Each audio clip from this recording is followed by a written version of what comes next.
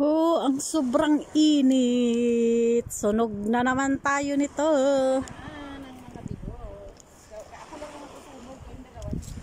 Sunog na naman tayo. Andito kami sa ibabaw ng kabatuhan. Ayan o. Pupunta kami doon kay kay Nasyo at saka kay Mario.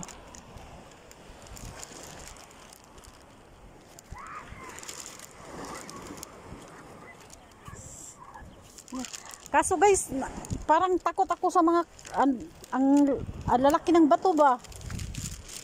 Takot ako umapak ng basta-basta kasi baka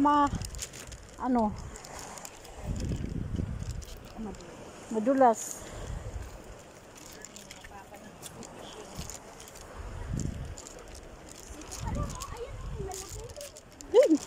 Paka na lang kaya Pina.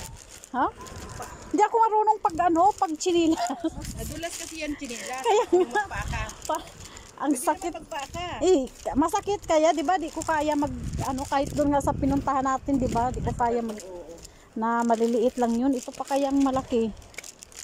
Pero pag nakasapatos ako, easy lang. Kasi parang hindi ako comfortable. Hindi makikita mo yung mga isda. Kaya nga ang dami. Dito kami dati ni Flori Sigurado yan ang daming kuha na yan sila.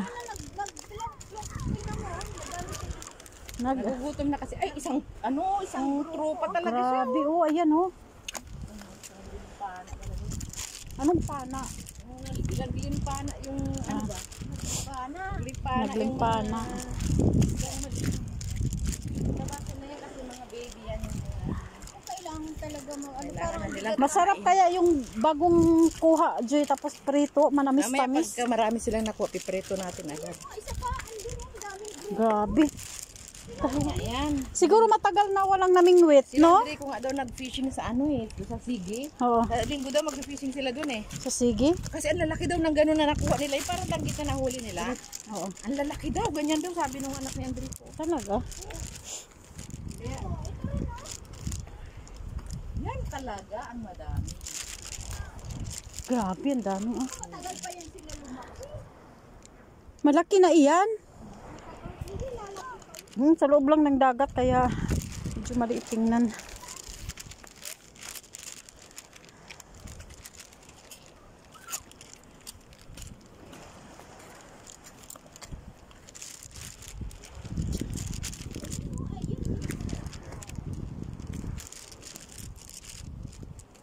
Di man din inayos to na pagkalagay, basta lang kayo nilalagay tong mga bato, di man lang ni-reprap. Siyempre ganyan talaga.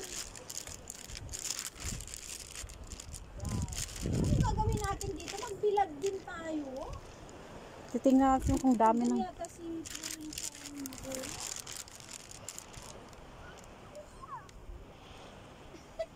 tapos kanina pa. Ano ginagawa mo? Gumagapang ka na dyan. Hindi man si Mario makaano ng malayo, kaya... Masakit na yung paa.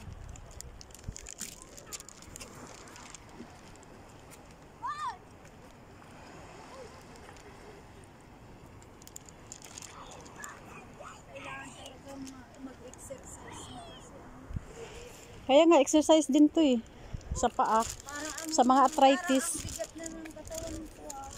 Kaya nga.